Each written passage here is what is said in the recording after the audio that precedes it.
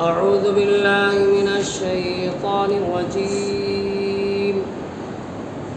بسم الله الرحمن الرحيم.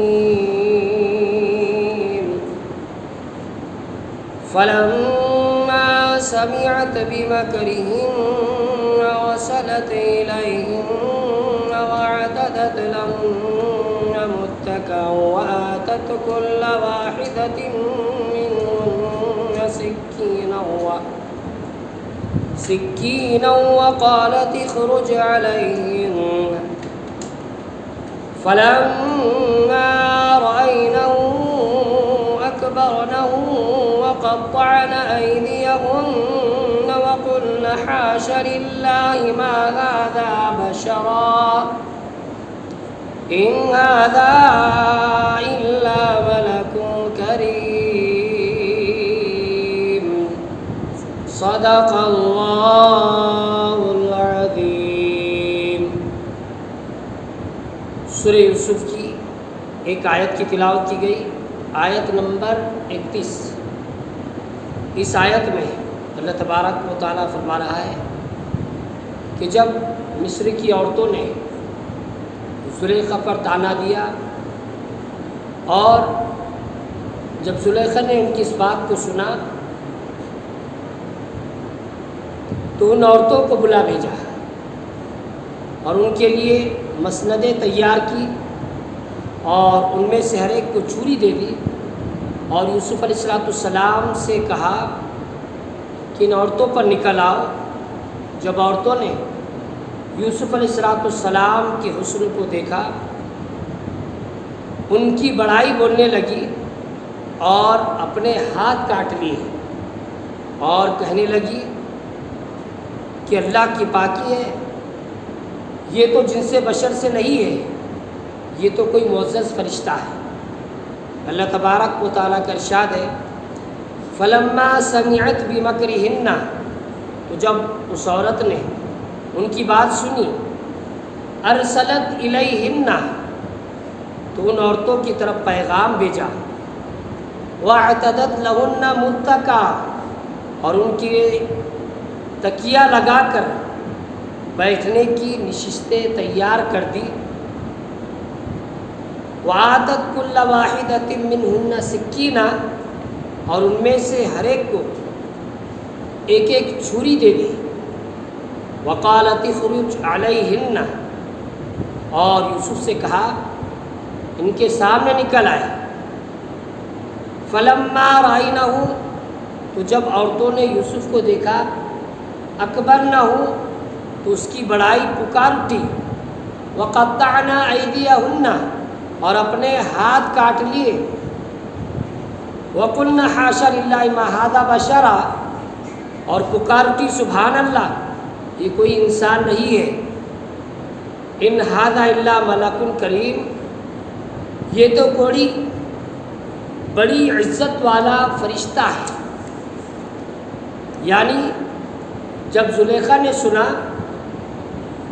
کہ اشراف مصر کی عورتیں اسے حضرت یوسف علیہ السلام کی محبت پر ملامت کرتی ہے، تو اس نے چاہا کہ وہ اپنا عذر ان کے سامنے ظاہر کر دے. چنانچہ اس کے لیے اس نے ایک دعوت کا اہتمام کیا اور اس دعوت میں اشراف مصر کی 40 عورتوں کو بلایا. ان میں وہ سب عورتیں بھی تھیں جنہوں نے اس پر ملامت کی تھی. زلیخا نے ان عورتوں کو بہت عزت اور احترام کے ساتھ مہمان بنایا اور ان کے لیے نہایت پرتکلف نشستیں تیار کر دی، جن پر وہ بہت عزت اور احترام سے تکیہ لگا کر بیٹھی. دسترخوان بچھائے گئے اور طرح طرح کے کھانے اور میوے ان پر چنے گئے. پھر زلیخا نے ان میں سے ہر ایک کو ایک ایک چھری دے دی تاکہ وہ اس سے کھانے کے لیے گوشت کاٹے، میوے تراش لے. اس کے بعد زلیخا نے حضرت یوسف علیہ السلام کو عمدہ لباس پہننے کے لیے دیا اور کہا ان عورتوں کے سامنے نکل آئے۔ پہلے تو آپ نے اس سے انکار کیا، لیکن جب اصرار اور تاکید زیادہ ہوئی تو زلیخا کی مخالفت کے اندیشے سے آپ کو آنا ہی پڑا۔ جب عورتوں نے حضرت یوسف علیہ السلام کو دیکھا تو ان کی بڑائی پکار اٹھی، کیونکہ انہوں نے اس عالم افروز جمال کے ساتھ نبوت اور رسالت کے انوار، عاجزی، انکساری کے آثار، شاہانہ ہیبت اور اقتدار، کھانے پینے کی لذیذ چیزوں اور حسین و جمیل صورتوں کی طرف سے بے نیازی کی شان دیکھی تو تعجب میں آ گئی، اور آپ کی عظمت اور ہیبت دلوں میں بھر گئی، اور حسن و جمال نے ایسا وارفتہ کیا کہ ان عورتوں کو خود فراموشی ہو گئی، اور ان کے حسن و جمال میں گم ہو کر پھل کاٹتے ہوئے اپنے ہاتھ کاٹ لیے، اور ہاتھ کٹنے کی تکلیف کا ذرہ بھر احساس نہ ہوا۔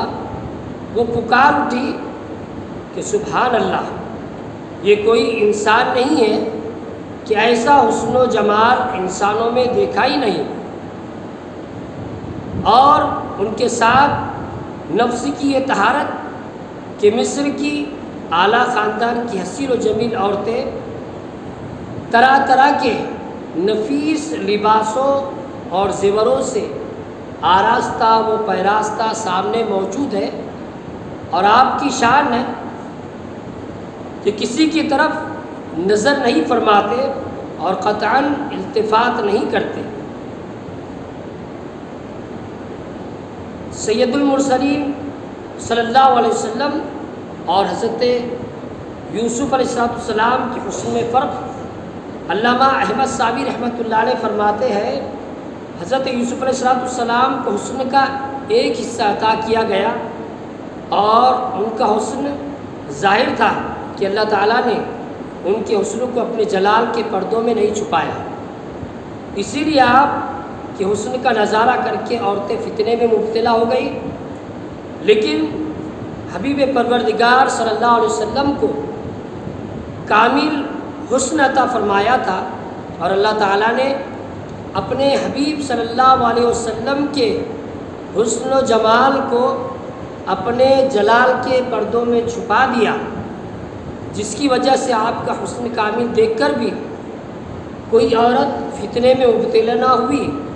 یہی وجہ ہے کہ آپ صلی اللہ علیہ وسلم کے سراپا اقدس کی تفصیلات بڑے صحابہ کرام سے مروی نہیں بلکہ چھوٹے صحابہ کرام سے منقول ہے، کیونکہ بڑے صحابہ کرام کے دلوں میں آپ صلی اللہ علیہ وسلم کی ہیبت اور جلال اس قدر تھی کہ وہ آپ صلی اللہ علیہ وسلم کی طرف نظر نہ اٹھا سکتے تھے۔